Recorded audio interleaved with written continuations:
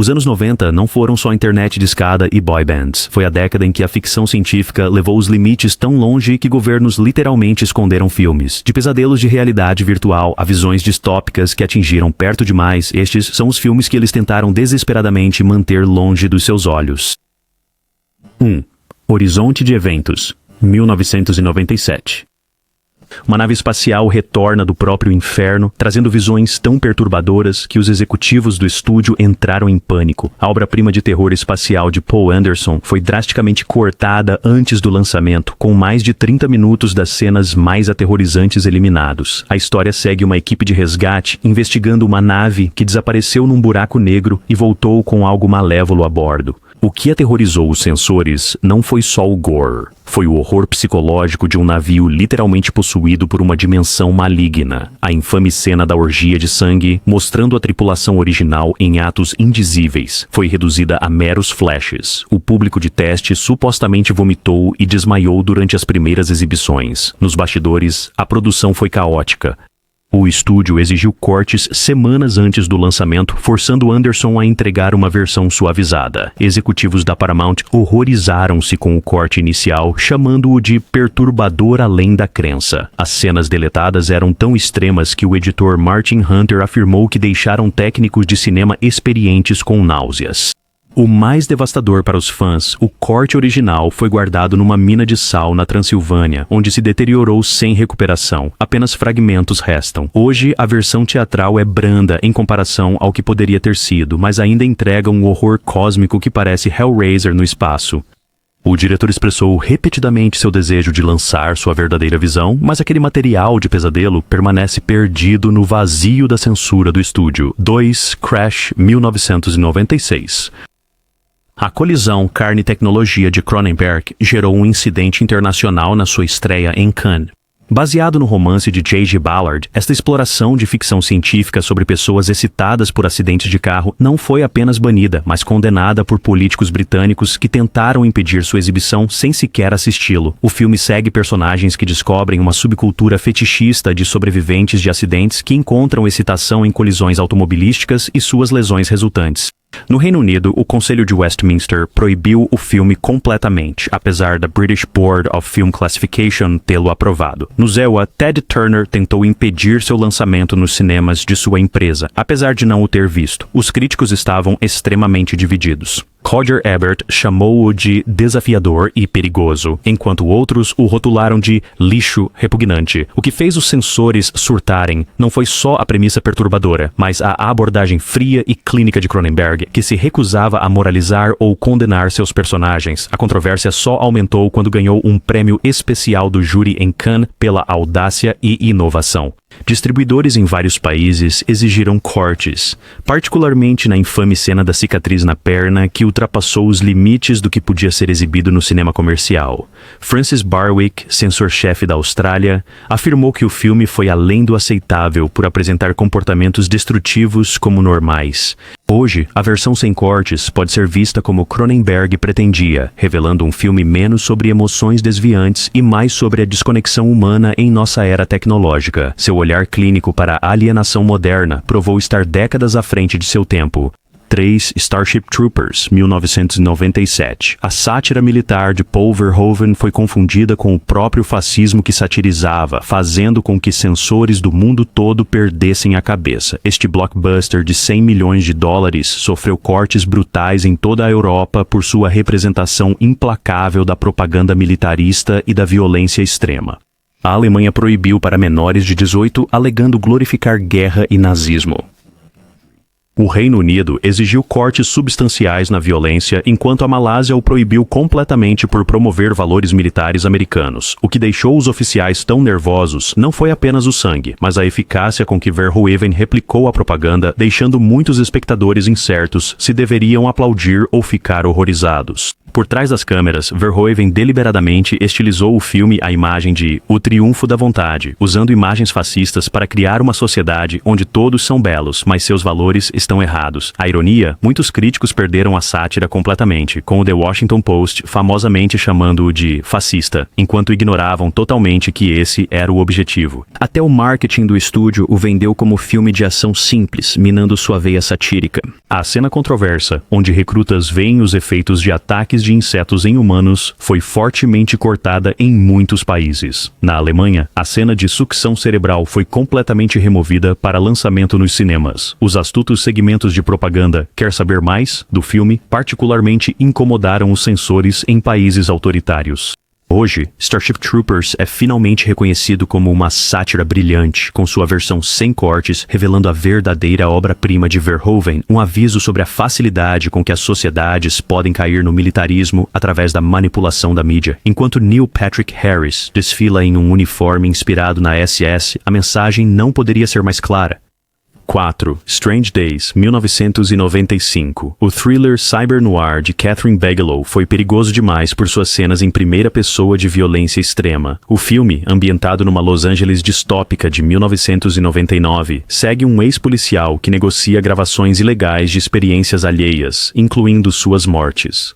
Sensores em todo o mundo entraram em pânico com sua abordagem inflexível aos crimes de realidade virtual. A MPAA inicialmente deu-lhe uma classificação NC-17, forçando cortes significativos para obter um R. Países, como Alemanha e Austrália, exigiram edições pesadas, especialmente na sequência de abertura do filme, onde os espectadores vivenciam um assalto pelos olhos do criminoso. O que mais perturbou as autoridades não foi só a violência, mas a forma como Bigelow pôs o público diretamente na perspectiva do criminoso. O produtor James Cameron defendeu as controversas sequências da Lula, dizendo que elas visavam tornar os espectadores cúmplices do voyeurismo, mas as juntas de censura não se convenceram. O lançamento do filme coincidiu com crescentes preocupações sobre a tecnologia de realidade virtual, tornando sua premissa perigosamente plausível para os guardiões morais da época. Nos bastidores, Ralph Fiennes e Angela Bassett disseram sentir-se muito desconfortáveis filmando certas sequências. Críticos estavam divididos, com alguns elogiando sua presciência tecnológica e outros condenando seu niilismo sombrio. O Washington Post chamou-o de moralmente obscuro, enquanto o New York Times elogiou seu poder visceral.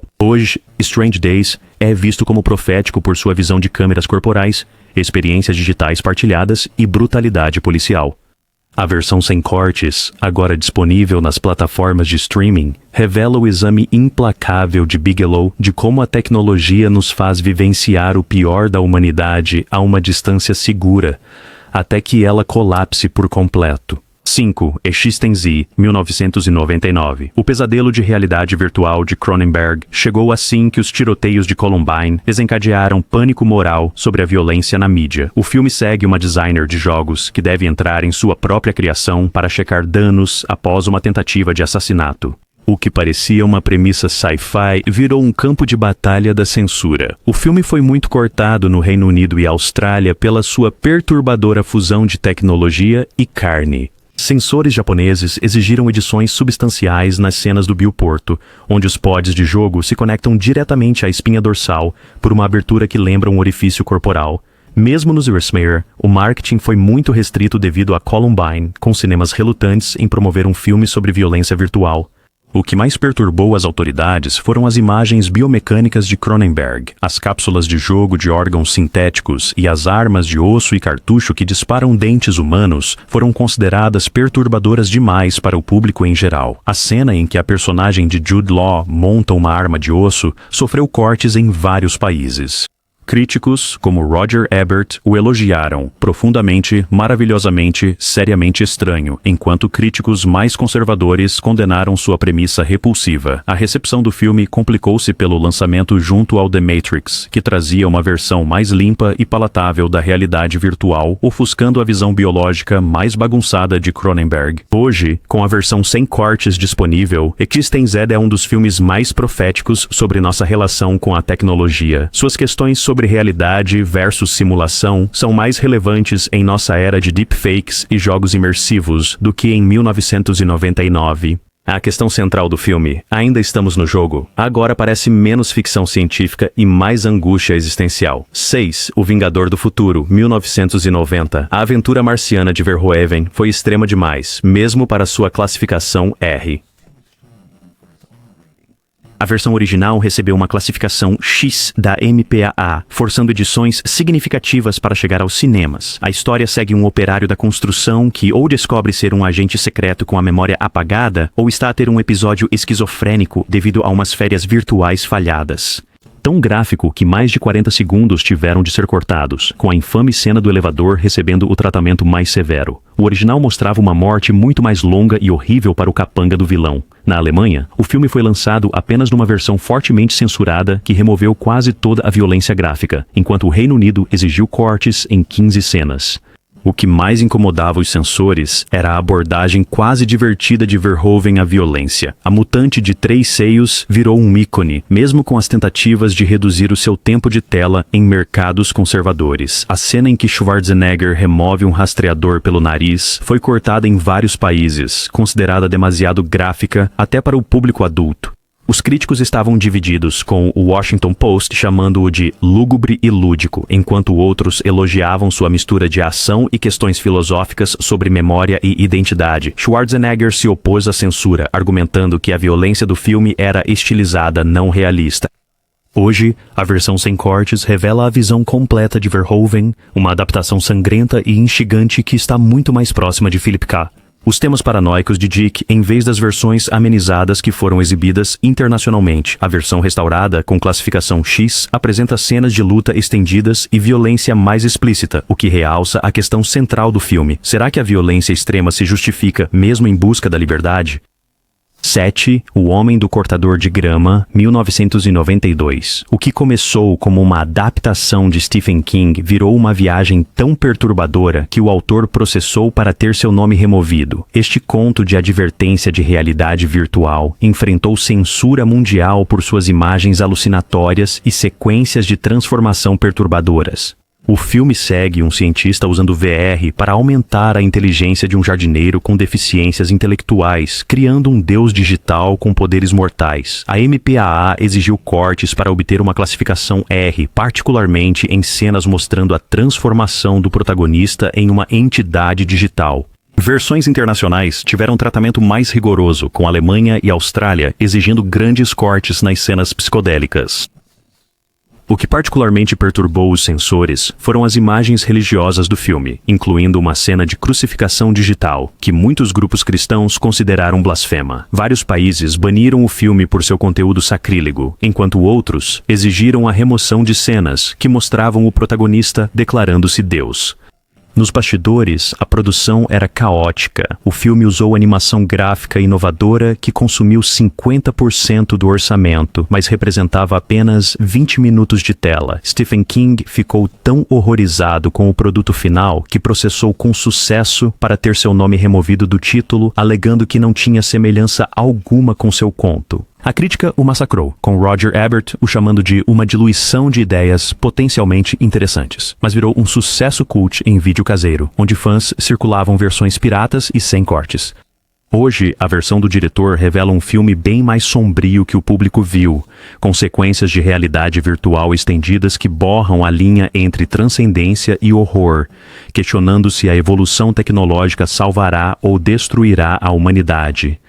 8. Johnny Mnemonic, 1995. A aventura cyberpunk de Keanu Reeves pré-Matrix foi tão mutilada que o público internacional viu um filme completamente diferente. Baseada na história pioneira de William Gibson, esta trama de um mensageiro com um implante cerebral carregado de dados enfrentou forte censura por sua violência e temas anticorporativos.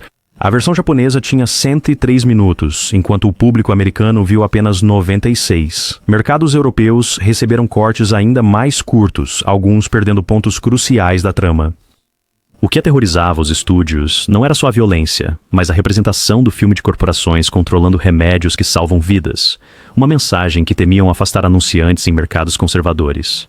A infame cena do serviço de quarto, onde Reeves luta contra assassinos e acusa usando um guarda-costas ciberneticamente aprimorado, foi bastante cortada na maioria dos países. O Japão, ironicamente, recebeu a versão mais completa, apesar de ser o cenário de grande parte da vilania corporativa do filme. O personagem de Dolph Lundgren, o pregador de rua desequilibrado, teve sequências inteiras removidas, consideradas violentas e sacrílegas demais. Os críticos o massacraram, com o The New York Times a classificá-lo como mal coerente, sem saber que analisavam uma versão mutilada. O próprio Gibson renegou o corte cinematográfico, dizendo que não capturava a sua visão. O diretor Robert Longo, com formação no mundo da arte, lutou contra a interferência do estúdio que exigia um filme de ação e ficção científica mais convencional. Finalmente ver o corte japonês que restaura o crucial desenvolvimento de personagens e do mundo. O que emerge é um filme falho, mas fascinante, que previu a sobrecarga de informação, o controle corporativo da medicina e o lado sombrio da internet anos antes que se tornassem realidade. Em sua forma sem censura, Johnny Mnemonic não é apenas nostalgia cyberpunk, mas um aviso sobre o capitalismo digital que impacta mais agora do que em 1995. 9 Espécies, 1995, este thriller alienígena enfrentou censura não pela violência, mas pela premissa evolucionista que aterrorizou grupos religiosos. A história segue um híbrido humano-alienígena criado de DNA extraterrestre que escapa do confinamento e busca acasalar com machos humanos para produzir descendentes que poderiam exterminar a humanidade. A mistura de terror e ficção científica do filme, com cenas íntimas, levou os censores a exigir muitos cortes. Vários países do Oriente Médio o baniram totalmente por seu conteúdo imoral, enquanto grupos religiosos na América protestaram contra cinemas que exibiam o filme, alegando que promovia a teoria evolucionista sobre o criacionismo. O que particularmente incomodou os censores foi a abordagem sem rodeios do filme à seleção natural. A personagem alienígena, Sil, opera por puro imperativo biológico, buscando pares genéticos ótimos sem considerações morais. Essa premissa darwiniana foi considerada perigosa por grupos conservadores, que alegavam que reduzia a reprodução humana a um comportamento animal. Nos bastidores, a produção enfrentou uma constante interferência do estúdio. O diretor Roger Donaldson travou uma batalha com a MGM a respeito do design da criatura, já que os conceitos originais de H.R. Giger foram considerados extremos demais para o público em geral. O roteiro passou por inúmeras reescritas para suavizar os temas evolucionários que tanto preocupavam os executivos do estúdio. Críticos se dividiram. Alguns o descartaram como exploração, outros louvaram sua mistura única de sci-fi e terror. O Washington Post o chamou de grotesco, enquanto publicações do gênero apreciaram sua premissa ousada. Apesar da controvérsia, tornou-se um sucesso de bilheteria inesperado, faturando mais de 113 milhões de dólares globalmente. A versão sem cortes, agora disponível em plataformas de streaming, restaura cenas que realçam a questão central do filme. A obsessão da humanidade em controlar a natureza pela ciência está criando as próprias ameaças que nós... Medo! A premissa do filme parece cada vez mais relevante na nossa era de engenharia genética e inteligência artificial. 10. O Demolidor, 1993. Este confronto Stallone Snipes, num futuro higienizado, enfrentou uma censura bizarra pela sua sátira política, não pela sua violência. Ambientado num futuro onde todos os fluidos corporais, linguagem imprópria e contato físico são ilegais, o filme se tornou uma vítima não intencional exatamente do tipo de censura que estava zombando. A MPAA inicialmente deu-lhe uma classificação NC-17, antes que cortes o baixassem para R. Internacionalmente, enfrentou uma censura estranha e seletiva. Singapura o proibiu totalmente por mensagens subversivas à autoridade, e o Reino Unido pediu cortes na violência.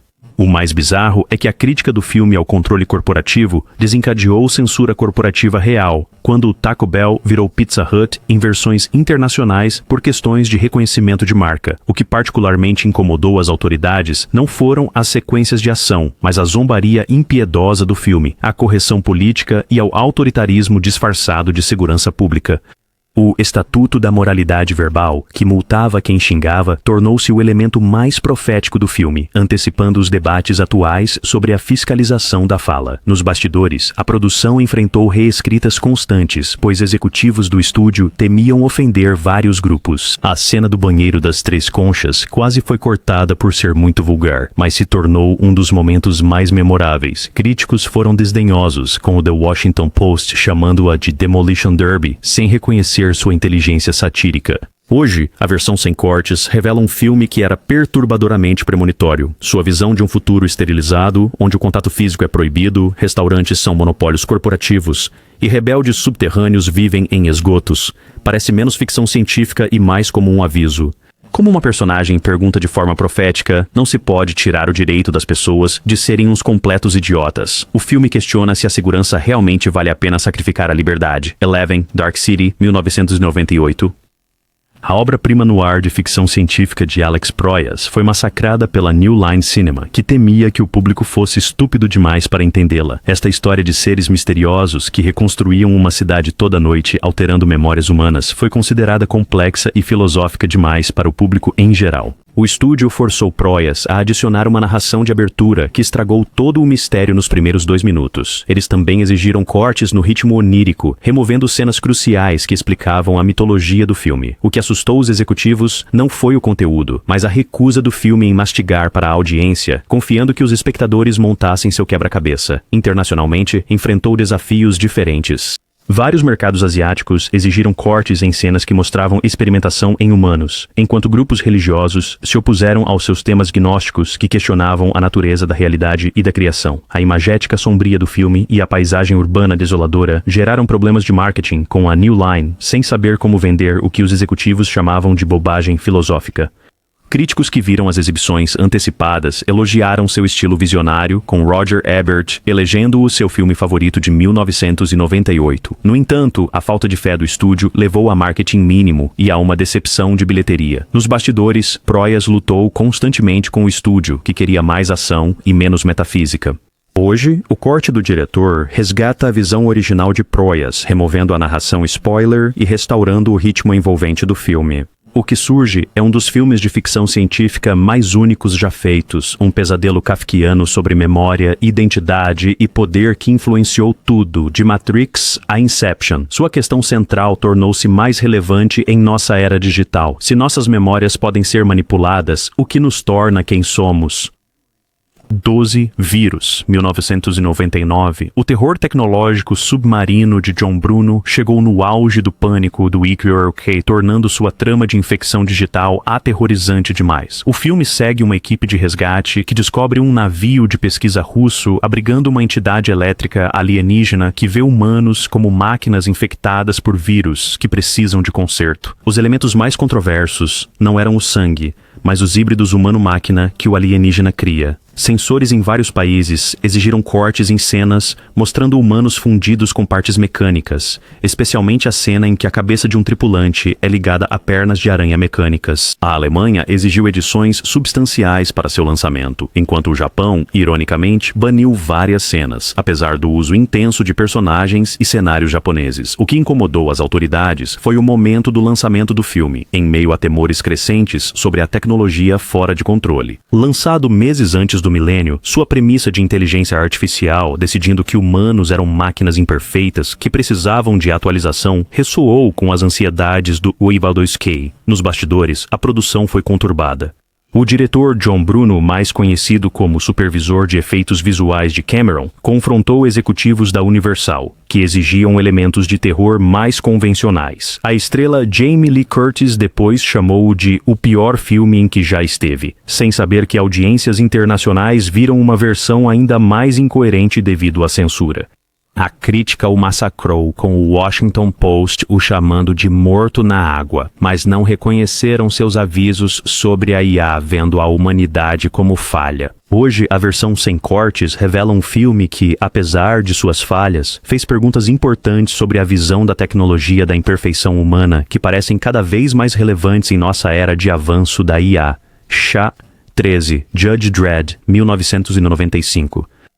O executor da lei distópico de Stallone foi censurado pela sua mensagem política, não apenas pela sua violência. Baseado na banda desenhada britânica, o filme retrata um futuro onde juízes atuam como polícia, júri e carrasco numa megalópole dominada pelo crime. A sua representação intransigente do autoritarismo deixou os censores governamentais profundamente desconfortáveis. Vários regimes autoritários o baniram completamente, com a China se recusando a exibir um filme onde a aplicação da lei é retratada como potencialmente corrupta. Mercados europeus exigiram cortes em cenas mostrando brutalidade policial, enquanto a Austrália exigiu edições na violência do filme. O que mais preocupava os censores era a ambiguidade do filme quanto à justificação ou horror dos métodos do juiz Dredd. A cena da guerra de blocos foi a mais cortada internacionalmente, pois sua representação do caos urbano e da resposta policial dura foi considerada realista demais. A sequência em que Rico testa o robô ABC em Juízes Corruptos foi muito cortada na maioria dos mercados, removendo cenas gráficas de agentes da lei sendo executados. Os críticos foram duros com Roger Ebert chamando-o de desastre, mas não perceberam como as críticas do filme à extralimitação policial e aos estados de vigilância se tornariam cada vez mais relevantes. Nos bastidores, o diretor Danny Cannon batalhou constantemente com Stallone, que queria um retrato mais heróico de Dredd que contradizia a HQ. Origens. Hoje, a versão sem cortes revela um filme preso entre o poder estelar de Hollywood e a sátira sombria do material original. Embora imperfeito, seu aviso sobre trocar liberdade por segurança ressoa mais forte agora do que em 1995. À medida que a tecnologia de vigilância avança e a militarização da polícia aumenta, o slogan do juiz Dredd, "No futuro, um homem é a lei", parece menos ficção e mais um aviso. 14, Soldado Universal, 1992. O filme de ação e ficção científica de Roland Emmerich sobre supersoldados reanimados enfrentou censura inesperada por seus temas antimilitares. A história segue 2 soldados do Vietnã mortos em combate, ressuscitados décadas depois como parte de um programa secreto do governo. O que parecia um filme de ação simples atingiu um ponto sensível com os censores militares em todo o mundo. A Alemanha o proibiu para menores de 18, enquanto a Coreia do Sul exigiu cortes em cenas de má conduta militar americana. Vários países do Oriente Médio o baniram completamente por sua representação desrespeitosa de soldados caídos. O que preocupava as autoridades não era só a violência, mas a premissa do filme de que os militares usariam soldados mortos como armas. A cena em que o personagem de Jean-Claude Van Damme recupera memórias de crimes de guerra sofreu os maiores cortes internacionais. A sequência de flashback, mostrando soldados americanos cometendo atrocidades no Vietnã, foi removida inteiramente em vários mercados asiáticos. Mesmo no ZEUA, consultores militares retiraram o apoio durante a produção por preocupações com a mensagem do filme. Críticos descartaram-no como mera ação descerebrada sem conseguir reconhecer seu comentário subversivo sobre a ética militar e o transtorno de estresse pós-traumático. O Washington Post o classificou como sem cérebro, desconhecendo que o público internacional estava vendo uma versão ainda mais suavizada. Nos bastidores, Emmerich lutou constantemente com a Carolco Pictures por causa das conotações políticas do filme. Hoje, a versão sem cortes revela um filme que, por baixo de seu exterior de ação, faz perguntas desconfortáveis sobre experimentação militar e a exploração de soldados.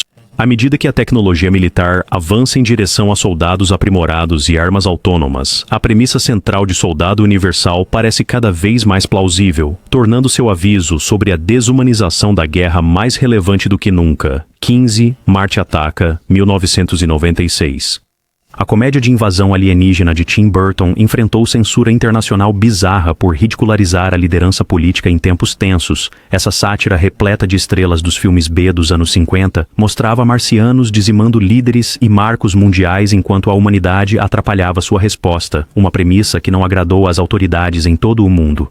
Vários países com regimes autoritários o proibiram totalmente por retratar oficiais do governo incompetentes. A cena da aniquilação do Congresso foi cortada em muitos países, enquanto outros exigiram a remoção de sequências da resposta ineficaz do presidente. A China recusou a liberação, citando desrespeito às instituições do governo. O que mais preocupou os censores não foi a violência, mas a zombaria impiedosa de Burton à liderança militar e política. A sequência que mostrava líderes mundiais sendo enganados a acreditar que os marcianos vinham em paz foi considerada perigosa por vários governos, preocupados com a confiança pública nas figuras de autoridade. Nos bastidores, executivos da Warner Bros. Temiam o humor negro e o alto número de mortos do filme, especialmente o final nihilista e alegre que aniquila a humanidade. Críticos se dividiram. Alguns elogiavam seu espírito anárquico, enquanto outros o achavam excessivamente cruel. O fracasso de bilheteria do filme deveu-se, em parte, à censura internacional que restringiu seu lançamento. Hoje, a versão sem cortes revela a verdadeira visão de Burton, uma sátira não só de filmes de invasão alienígena, mas de como a liderança desmorona numa crise real. Sua representação de políticos mais preocupados com a imagem do que com a sobrevivência parece estranhamente relevante em nossa era de política guiada pela mídia. A piada central do filme de que a salvação da humanidade não vem da liderança, mas de fontes inesperadas, carrega uma mensagem subversiva que os censores reconheceram como potencialmente perigosa. 16 Fortress, 1993. O thriller de fuga da prisão de Christopher Lambert foi considerado profético demais sobre a sociedade de vigilância. Ambientado num futuro onde ter mais de um filho é ilegal, o filme mostra um casal aprisionado numa prisão de alta tecnologia privatizada, com implantes de controle de comportamento e monitoramento constante, uma premissa que deixou os governos nervosos. A MPAA inicialmente deu-lhe uma classificação NC-17 antes que cortes a reduzissem para R. Singapura o proibiu completamente por sua mensagem anti-planejamento familiar, enquanto a China recusou seu lançamento devido a temas de controle populacional. O que é não só a violência, mas a crítica do filme ao controle reprodutivo estatal e à prisão privatizada. A cena do implante intestinator, que causa dor excruciante ao mau comportamento dos presos, sofreu os maiores cortes internacionais. A cena do parto na prisão foi muito cortada em países conservadores, vista como politicamente sensível demais em nações com controle populacional rígido. Até as sequências de fuga da prisão foram editadas em alguns mercados para remover exemplos de como burlar sistemas de vigilância. Críticos em grande parte o descartaram como um filme B, perdendo seus avisos premonitórios sobre punição privatizada e controle reprodutivo. Nos bastidores, o diretor Stuart Gordon lutou com distribuidores que queriam um filme de ação direto em vez de comentário social. A produção australiana do filme permitiu um conteúdo mais extremo do que um estúdio típico de Hollywood permitiria. Hoje, a versão sem cortes revela um filme que, apesar de sua roupagem de exploração, levantou questões importantes sobre vigilância, prisões privadas e autonomia corporal. À medida que a tecnologia de reconhecimento facial avança e os direitos reprodutivos enfrentam novos desafios, Fortress parece cada vez mais relevante. Sua visão de uma prisão onde o crime não compensa porque as corporações lucram com a punição agora parece menos ficção e mais uma inovação de modelo de negócios. 17 Split Second, 1992. O thriller policial distópico de Rutger Hauer previu o desastre climático com tanta precisão que deixou os sensores ambientais nervosos. Ambientado numa Londres de 2008, inundada e devastada pelo aquecimento global, o filme segue um detetive caçando um assassino misterioso que pode não ser humano. Sua mensagem ambiental enfrentou uma reação inesperada.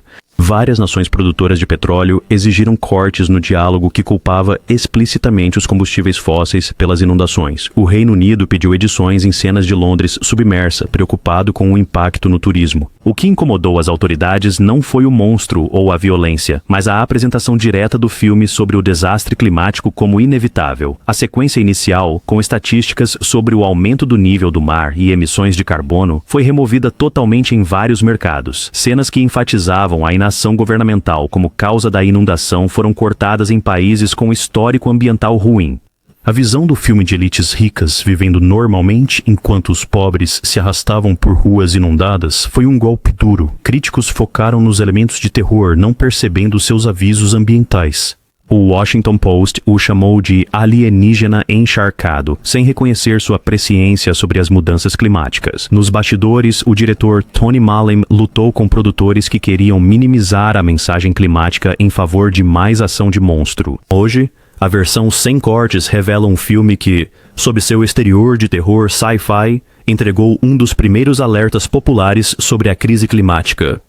Suas ruas alagadas de Londres, antes tidas como improváveis para 2008, agora parecem assustadoramente plausíveis com a subida do nível do mar. A mensagem central do filme, de que a humanidade ignorou os avisos até ser tarde demais, tem mais peso agora do que quando os censores tentaram suprimi-lo em 1992. 18. A Ilha do Dr. Moreau, 1996. O último filme de ficção científica de Marlon Brando foi massacrado não só pelos estúdios, mas por censores morais do mundo todo. Esta adaptação de HG, o clássico romance de Wells sobre um cientista que criava híbridos humano-animais, tocou em pontos sensíveis sobre engenharia genética no exato momento em que os debates sobre clonagem no mundo real começavam. O filme sofreu cortes em vários países, com grupos religiosos particularmente ofendidos pela sua representação do homem brincando de Deus. A Alemanha exigiu edições em cenas da Casa da Dor, onde Moreau faz experimentos. Vários países asiáticos e do Oriente Médio o baniram por conteúdo blasfemo.